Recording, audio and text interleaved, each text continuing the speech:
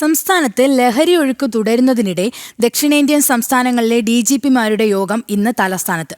ആഭ്യന്തരമന്ത്രി രമേശ് ചെന്നിത്തലയുടെ നേതൃത്വത്തിലാണ് യോഗം ചേരുന്നത്.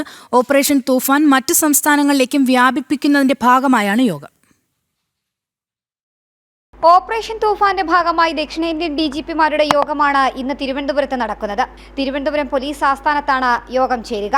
സംസ്ഥാനത്ത് ലഹരി ഒഴുക്ക് തുടരുന്നതിനിടെയാണ് ഡിജിപിമാരുടെ യോഗം ആഭ്യന്തര വകുപ്പ് വിളിപ്പിച്ചിട്ടുള്ളത്. വിവിധ സംസ്ഥാനങ്ങളിൽ നിന്ന് കേരളത്തിലേക്ക് ഒഴുകുന്ന ലഹരി മരുന്നിന്റെ ഉറവിടങ്ങൾ കണ്ടെത്തി തകർക്കുക എന്ന ലക്ഷ്യത്തോടെയാണ് യോഗം സംഘടിപ്പിക്കുന്നതെന്ന് ആഭ്യന്തരമന്ത്രിയുടെ ഓഫീസ് അറിയിക്കുന്നു. കേരളത്തിലേക്ക് എത്തുന്ന രാസലഹരിയുടെയും ഹെറോയിന്റെയും സപ്ലൈ ചെയിൻ നിലനിൽക്കുന്നത് അയൽ സംസ്ഥാനങ്ങളിലെ മെട്രോ നഗരങ്ങളിലും അതിർത്തി ഗ്രാമങ്ങളിലുമാണെന്നാണ് വിലയിരുത്തുന്നത്. ഈ യാഥാർത്ഥ്യം ഉൾക്കൊണ്ടാണ് താഴെത്തട്ടിലുള്ള പോലീസ് നടപടികൾക്കൊപ്പം മാക്രോ ലെവലിലുള്ള അന്തർ സംസ്ഥാന സുരക്ഷാ ഏകോപനത്തിനും ആഭ്യന്തര വകുപ്പ് മുൻഗണന നൽകുന്നത്. അയൽ സംസ്ഥാനങ്ങളുമായി തത്സമയ വിവര കൈമാറ്റ സംവിധാനമാണ് കേരളം ലക്ഷ്യമിടുന്നത്. ജനം, തിരുവനന്തപുരം.